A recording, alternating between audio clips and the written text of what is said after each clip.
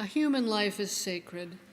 It is sacred in its being born, it is sacred in its living, and it is sacred in its dying. My dear beloveds, we are gathered here today to celebrate the long life of Richard Prairie. We join our hearts and minds with one another in support of our grief, to hold up our memories, and to honor the sacred.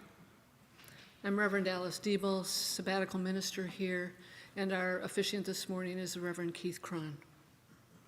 We are in a Unitarian Universalist space. UUs draw on many sources for spiritual and religious inspiration. One of our traditions is to light a chalice at the beginning of a service.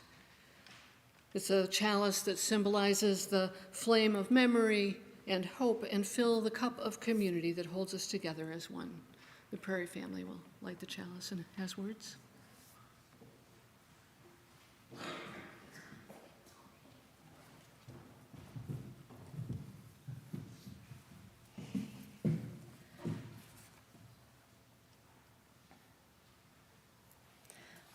One of the things that Rick liked to do was to teach Sufi dances.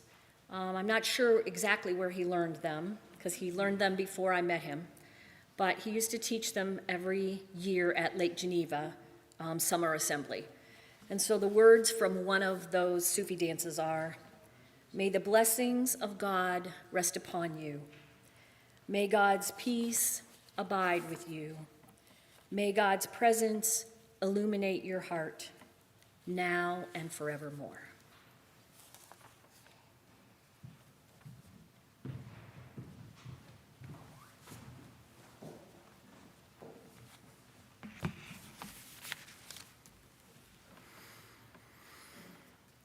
Come into this circle of loss. Come into this circle of compassion. Come into this circle of memory. Come into this circle of love. We mourn the death of Richard "Rick" Prairie. His spirit dwells in our minds, hearts, and in the way his deeds shaped our common world. Our loss, the hurt we feel, our reaching out to one another does not close this circle, but opens it to all of us. We are gathered into this circle of community through the one faith that shapes all of our lives and through the grief that death always brings. Spirit of life, you have given us life, a circle of days. You made it so that generation follows generation, that life endures, circle, repeating circle. Death comes at the end of our days, closing the circle of each life. We know this, but still death brings us deep loss, and we mourn that loss. So we seek to understand and accept, as we are able, that living is losing those we love and eventually dying ourselves. The Spirit of life takes us beyond grief toward acceptance and understanding. We travel a healing circle, from grief to feeling joy, to feeling love, and all that holds life. When we know all the points of the circle, our inner and outer worlds, our deep connection to one another and to all that is around us, to the wisdom that this circle and spirit of life will continue. Today, we are gathered to remember, grieve, and celebrate the life of Rick Prairie. Please rise as you are willing and able and join in singing our hymn, Spirit of Life.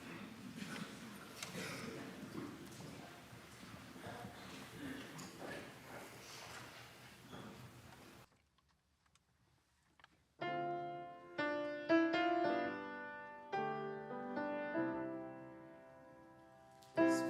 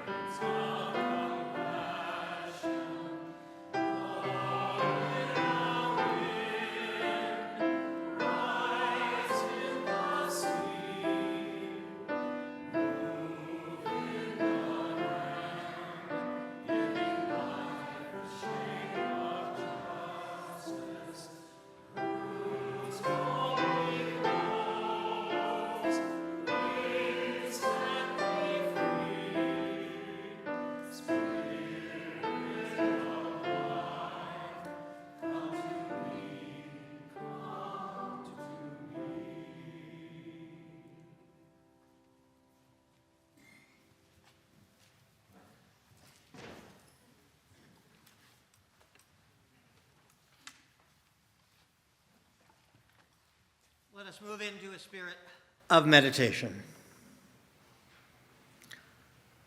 Let the faiths and philosophies that sustain us separately meld into a unity of the most human and universal, where differences dissolve in the awe, inspiring yet wonderful harmony in this moment.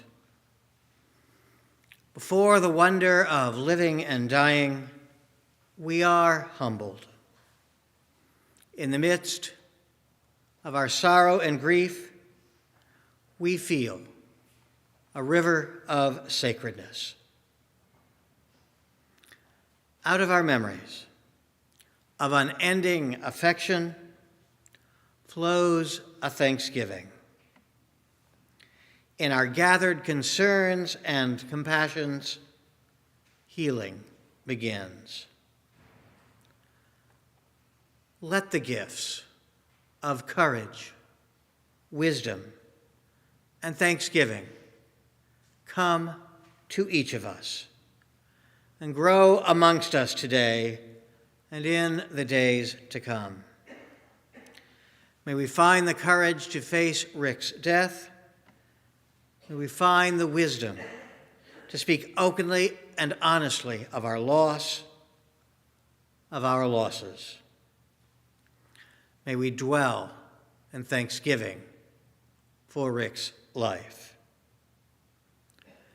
May we allow all of this to happen in our own time, in our own way, at our own readiness.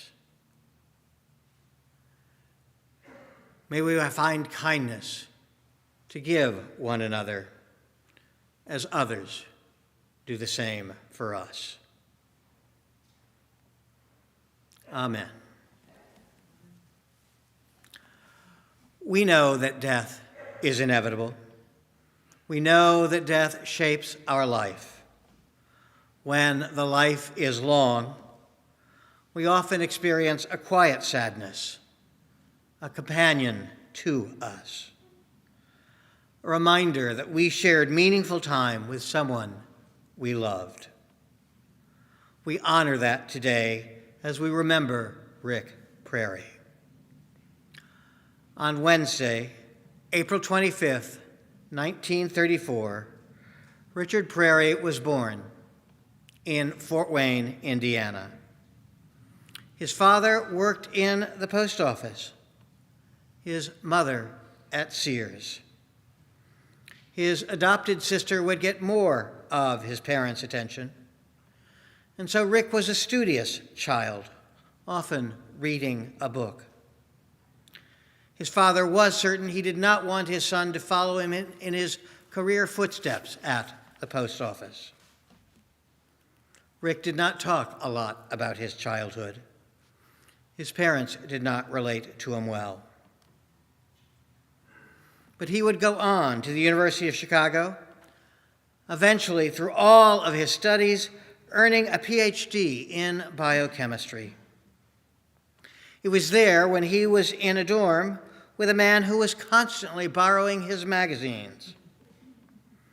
Rick predicted this man would someday become famous. The man's name was Carl Sagan.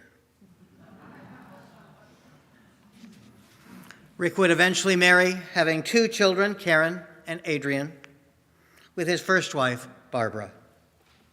Later, they would divorce, and Rick found himself single, and he took himself to singles camp, where he eventually met Connie, his wife.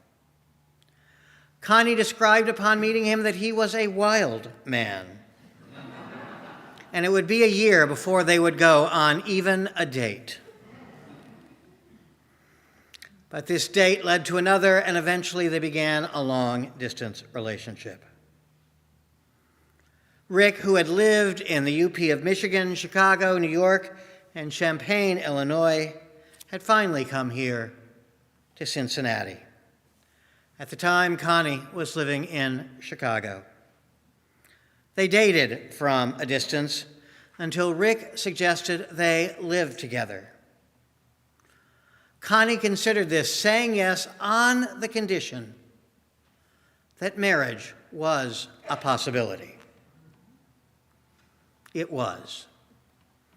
They became engaged in 1987 and married a year later in 1988. It was Adrian who found them a place to live, a home. As Karen and Adrian told me, Connie was their greatest gift that their dad ever gave them. They remember their getting married as a time when they became a family. It was then that he learned that he could have a relationship with children and eventually grandchildren.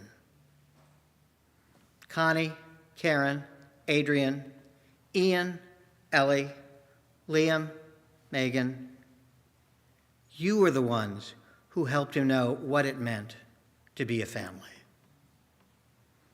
He had not learned this before. You are the ones whom he finally learned to trust. You are the ones who gave him a life he could never hope to have as a child. Connie, you modeled for him how to talk to his children.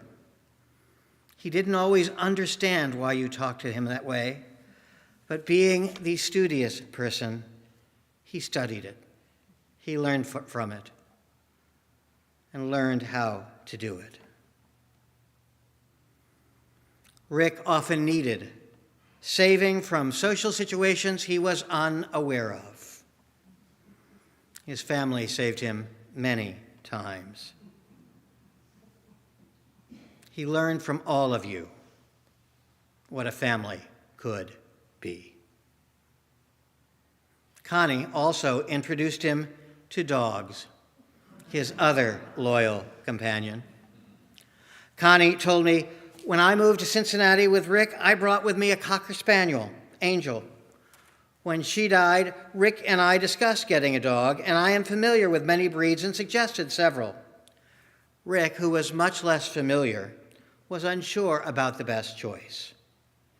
A friend from here at St. John's lived in the country in Indiana and had 2 corgis. I arranged for us to meet the pair. We drove out to her lovely home, met the dogs, a male and a female. Upon seeing the dogs, Rick observed that they have no legs. But after interacting with them, seeing how smart and eager to learn they were, he agreed they might be the right breed. Thus began a long line of corgis in the household. Nani, Widget, Lottie, Gizmo, Bitsy, Taily, and currently Cookie and Sable. Lottie was Rick's dog from the beginning. Rick drove to North Carolina to pick her up from a breeder. She was a year and a half old, having just given birth to a litter of puppies who had all died shortly thereafter. Lottie chose Rick. And while Lottie loved Conley, Rick was her person. She wanted to be with him whenever possible, no matter what he was doing.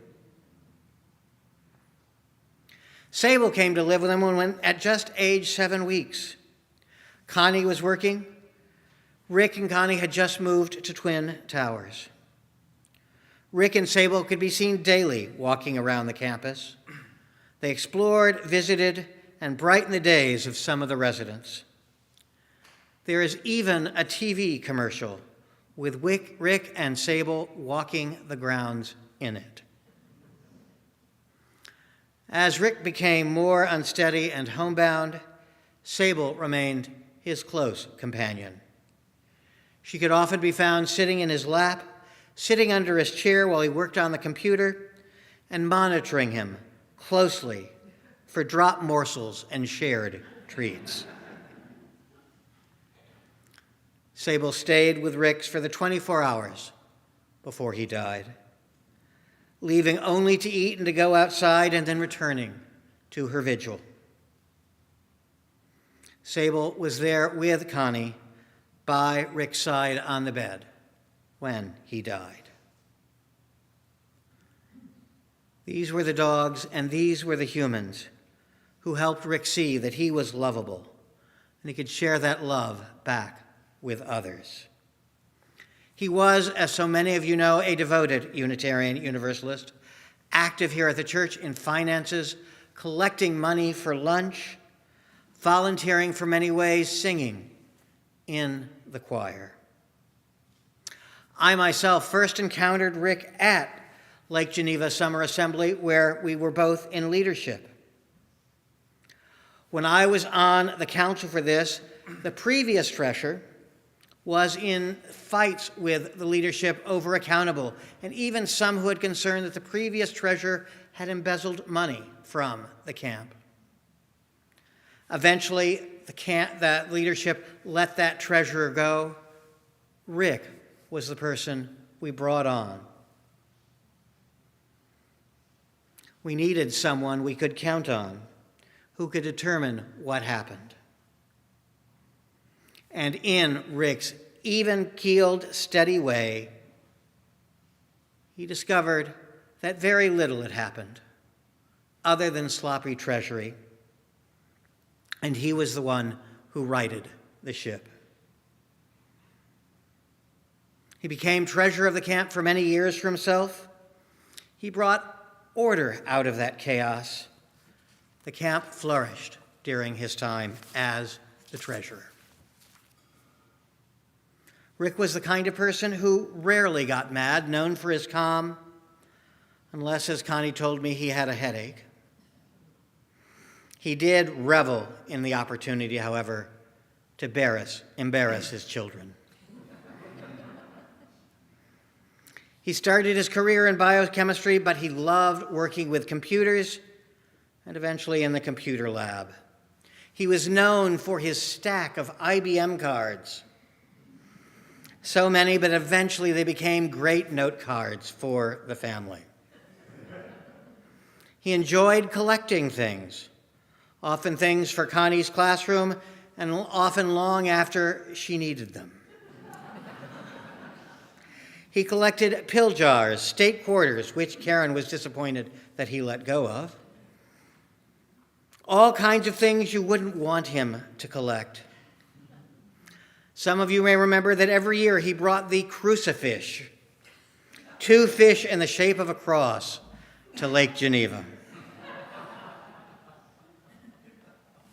Karen brought the, as she referred to it, cringy ceramic urn meant to hold belly button lint that holds his ashes. Rick would have loved that. He loved Sufi dancing, square dancing, geocaching, orienteering, hiking, musicals, and especially Oreos and orange juice. I love that Connie told me this story. Rick had Oreos and orange juice for breakfast much of his life. When I moved in with him, I was clearly told there must always be 3 Oreos available in the morning. He told me the story of how this breakfast was determined. When Rick was in college at the University of Chicago, he resided in an apartment with roommates. Each roommate was responsible for their own food, particularly breakfast. Since Rick did not cook, he decided he needed an easy breakfast. He tried multiple types of cookies, including fig Newtons. He determined that he grew tired of most of them quickly. But Oreos he did not tire of. So he ate Oreos and drank orange juice, preferably Minute Maid, for most of their marriage. When they traveled to other states, he found the local Oreos. When traveling to other countries, he searched for and located Oreos there. He noted the differences in their texture, their taste, and their thickness. He was a true Oreo connoisseur. Sometimes he even shared them with Connie. He ate thousands of Oreos over his 88 years, choosing that breakfast almost every day until the last year or so of his life. Oreos and orange juice were constants, things he could trust and count on. To him, they mattered. And eventually in his life, he learned to trust and count on the people who were around him and the dogs, Cookie, Sable, Megan, Liam, Ellie, Ian, Adrian, Karen, and Connie. You were the ones who helped him realize this. You loved him and reminded him of a life lesson that he didn't always trust. That he was lovable and that he mattered. You, through your examples, gave him love, kindness, and a better life. And as a result, he was able to give that back. Rick, on June 23rd, your circle of life was complete. Yet you live on in each of us. You remind us that however we feel, whether we feel inadequate, whether we feel we come up short, whatever losses we have had, we could learn, grow, trust, and love. We could learn that we matter and we matter to those around us. Those of you gathered here. Rick, thank you for mattering. Thank you for the Oreos. Life can be hard at each end, but there is a lot of good stuff in the middle.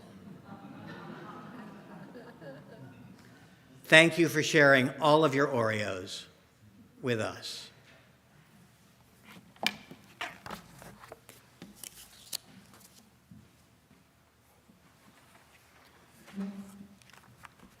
So we will now sing All I Ask of You Is Forever. And it's going to be everybody who's going to sing it, and not everybody necessarily knows how it goes. It's a little different. So the way that it will work is Peng Cheng will play, and we'll sing All I Ask of You Is Forever to remember me as loving you. It will repeat, and then Ishkala Mabud Lila, Ishkala Mabud Lila. And then it goes back up to the top. So look at that. He changed it already. So yes, Roberto's awesome. So then we'll go back up and we'll repeat it 4 times, correct? And then there'll be a little thing at the end to end it. But follow me, and I think by the second or third time you'll all get it. So here we go.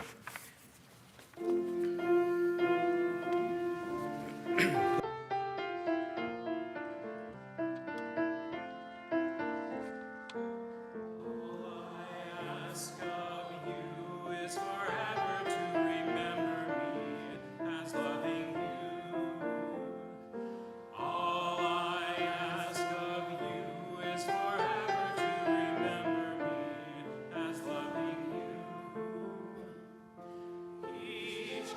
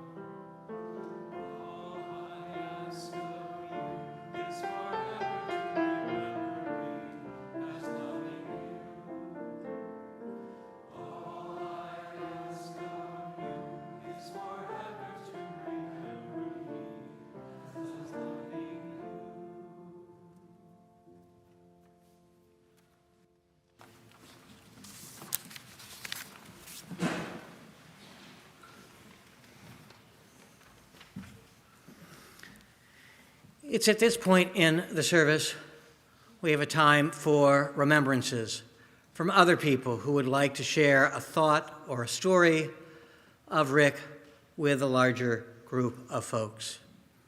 If that is you, feel free to come forward and share your remembrance of Rick.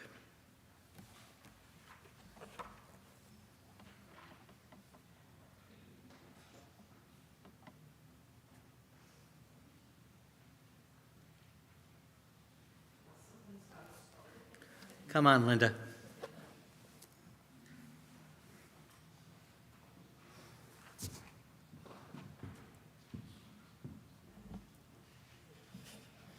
I met Rick when I first came to the singles group, being dragged here by a friend because I wasn't interested. But I met Rick and several of the others. Singles group did some things, but what it did, it brought me to St. John's. And because of Rick, my kids, there's my son Darren and Brian, were basically raised here at St. John's. So I have Rick to thank for that. Then he mentioned this place in Wisconsin, Lake Geneva. And then I went, and we've been going ever since with that. So the legacy that Rick leaves is tremendous over many years and many generations. So because of Connie, the girls that I saw from the time they were little, to St. John's, thank you, Rick, for the present he's given us all.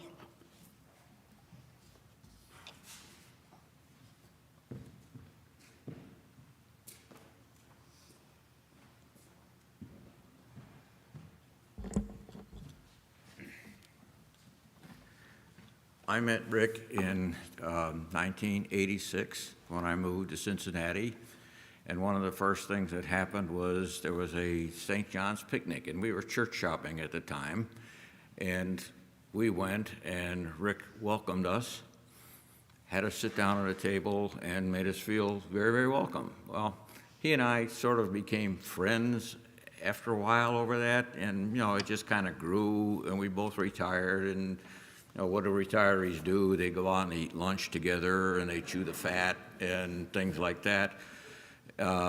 We moved after a while to College Hill, so we were within walking distance. At that time, they lived near Northside, and so we got together even more frequently. In fact, we drove together to various meetings and one thing and another. We formed a little offshoot of the men's group, which was a big group of guys that met here at St. John's once a month. We formed a small group that kind of met. Actually, we met so that we could eat desserts at each other's house. And we would do that every 2 weeks or so, and we would rotate around, so whoever had the meeting at their house had to provide the dessert. Well, how can you beat that? Unfortunately, recently, COVID got in the way, and so we had virtual desserts.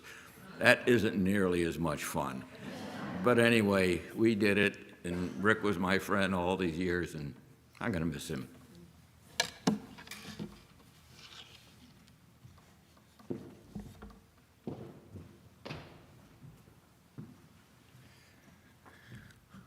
Hi, I'm Chris Wagner, and a longtime member of St. John's and the current treasurer. But before I start into that, I'd like to expand on Dick's memories of eating out. I think the name of that group was Romeo, which is not quite as romantic as it seems. I think it stands for really old men eating out. So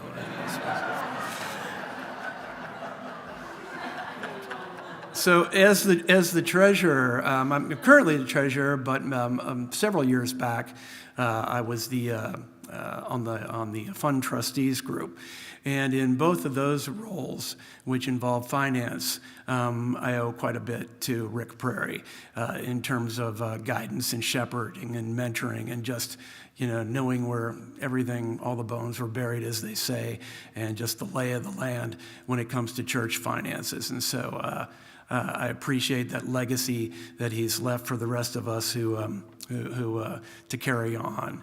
But I didn't want this service to end before remembering him as one of my first memories of Rick Prairie was, of course, as Santa Claus. He dutifully played that role every year, and with that graying and white beard, he grew into it and gave children of all ages quite a bit of joy with that. So, thank you.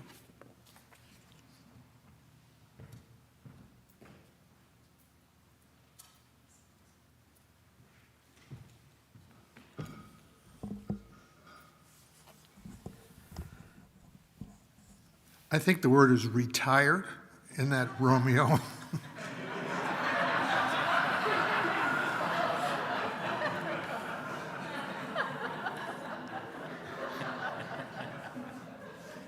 My relationship with Rick goes back further than my relationship through this church. We were both on the staff at the University of Cincinnati. Rick in his role as the guy you go to when you have questions about Mac computers. And me, a new civil engineering faculty member who was trying to install a Mac lab. So I had a number of interactions with Rick back then. It was before Connie was in his life, so he was a little bit more of a curmudgeon. But he really knew his stuff. And I later learned that Rick was a Mensa, which means he was very smart. And to prove that, he went and bought Apple stock while I didn't, which served him quite well over time. As I became involved at St. John's, I got very interested in the same things that Rick did, so that when Rick was at a point where he was having difficulty doing the treasurer's job, or actually we were having trouble getting the books back from Rick and his computer into the church itself, because everything was so dependent on what Rick knew and how well he was doing it. I spent the next 10 years doing that job between Rick and Chris. And then finally, in the small group, actually there were only 4 of us, with Dick, as he mentioned earlier, so that we would have lunch, desserts many, many times. Rick was a great guy. I really enjoyed working with him, both back at the university and later in the church, and we were blessed to have him.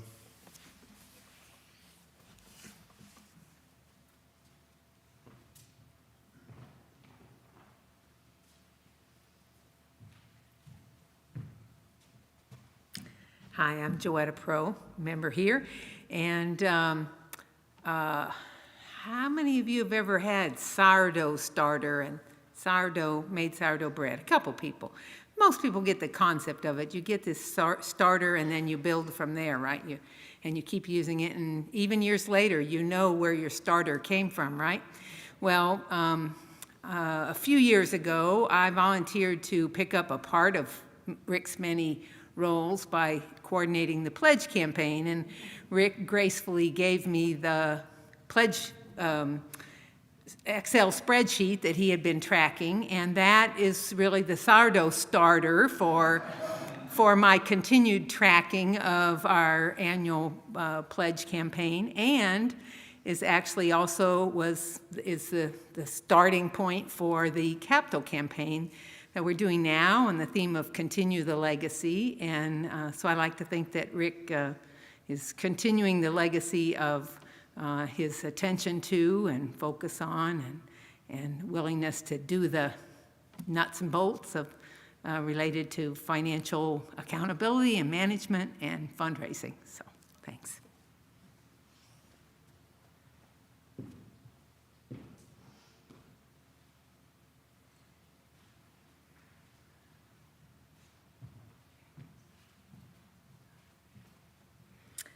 Hi, I'm Mary Darner, and Rick played a role in the Partner Church program for many years. He was a loyal committee member. He never made it to Transylvania, but he was always there. And at one point, we came back from Transylvania, and the minister had asked us, could you please provide the money for a bread program for our elderly? They just don't have the kind of income, and you know, they're getting too old to bake their own bread in these outdoor ovens and so on. And so we came back and we hemmed and hawed, like, how are we going to do this? And it was Rick's chalice group, under his leadership, that figured out how to do lunches like we did today. And so that design has always been there. His chalice group did the very first lunch in 2006, and we've been doing that ever since. So that's an important legacy. But I also have another little story I want to share, because you said that family saved him from some social situations. Well, he saved me from a social situation here. There were some women who came in from a very, I think, conservative church, and they sat in the front row. And afterwards, they wanted to engage people in Hanley. And I thought, well, I need to be nice. So I went up and talked to them. Well, they wouldn't let go of me. And it was Rick who came and saved me.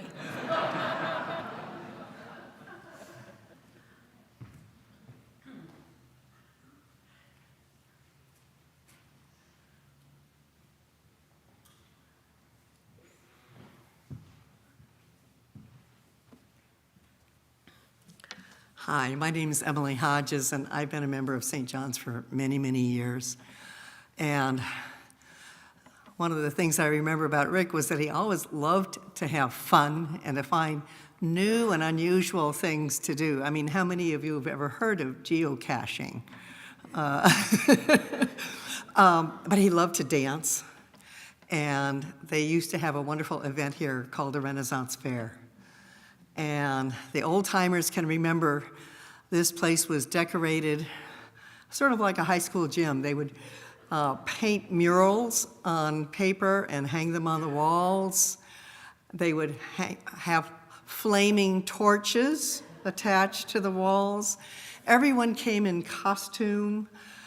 They roasted a whole pig out in the parking lot. It was a huge event, and people from all over Cincinnati would come to St. John's. It was one of the very first events that I came to St. John's. And there would be the feast. There was all different kinds of roles played by different members. There was a woman begging for alms and a monk. And I don't remember all the roles, but people kept their costumes and wore them year after year. It was a big, big part of St. John's, and missed. But another fun and unusual thing that he introduced me to was the tradition on Memorial Day and Memorial Day weekend at Spring Grove Cemetery here in Cincinnati, which is nationally known. It's a beautiful arboretum. But I don't remember the details, maybe Connie does better, that back in the day, you're not supposed to use the word, but the Roma people, who we know as gypsies, had someone who was very important to them was allowed to be buried, and they were not considered Christian, so normally they were not allowed to be buried in cemeteries inside Cincinnati.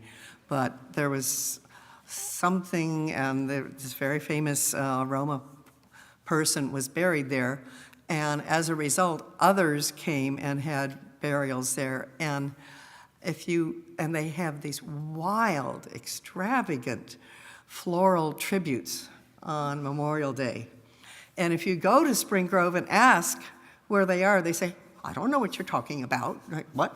No, I don't know. You have to use the word Scottish or traveler. But it's worth going to Spring Grove Cemetery. And Rick was the person who first told me about that, and I have shared the secret. But he just really loved new and unusual things and telling people about them.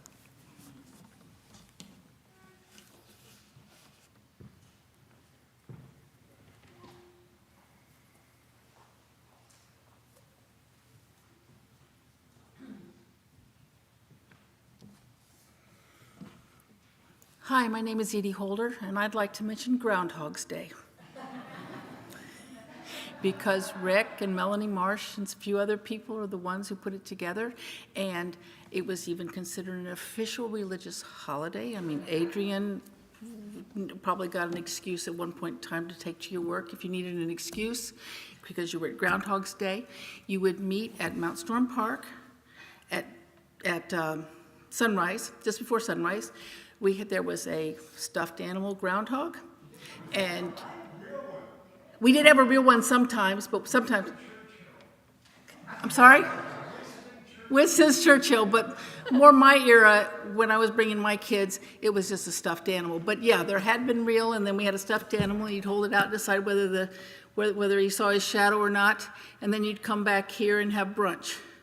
And then you'd go to church. Then you'd go to your work, take your kids to school and whatnot. And so even my kids were toward the end of this era, but it went on for many, many years. And he was part of that, so. Yeah, I said there was a note. There was a note, and I even probably have one in a box somewhere that said, I'm late to work. It was a tradition, it was a religious holiday, so we had our own religious holiday for a while.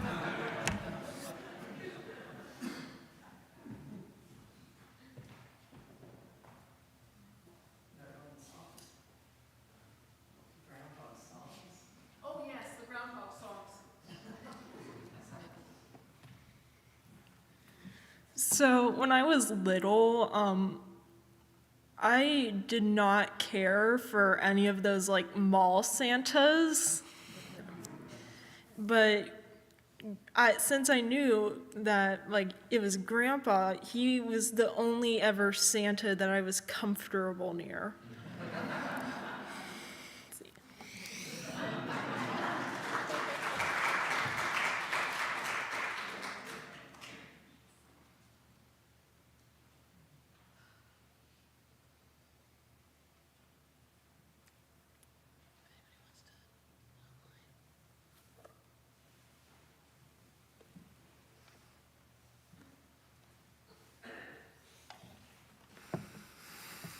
If there was someone online who wanted to share something, please let us know. We are monitoring the chat. No? Thank you. Thank you. Our final song today, thank you all for the collective remembrances of Rick. Our final song is hymn number 1064, Blue Boat Home. Please rise in body or spirit as you are willing and able.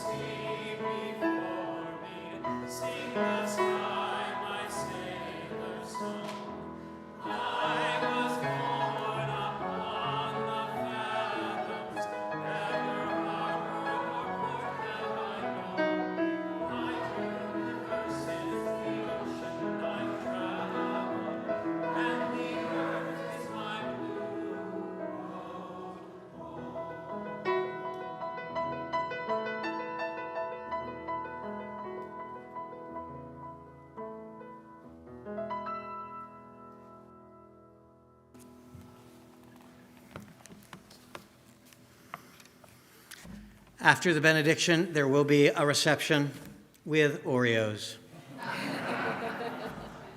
and orange juice. He is gone. You can shed tears that he is gone, or you can smile because he lived. You can close your eyes and pray that he will come back, or you can open your eyes and see all that he has left. Your heart can be empty because you cannot see him, or you can be full of the love you shared. You can turn your back on tomorrow and live yesterday, or you can be happy for tomorrow because of yesterday. You can remember him, and only that he is gone, or you can cherish his memory and let it love on. You can cry and close your mind. You can be empty and turn your back, or you can do what he would want. Smile. Open your eyes. Love. And go on. Go in peace. Go in love. Have some Oreos. Dance. Smile. Open your eyes. And love. In the circle of your lives, know that your lives matter as well. And keep going on. Amen.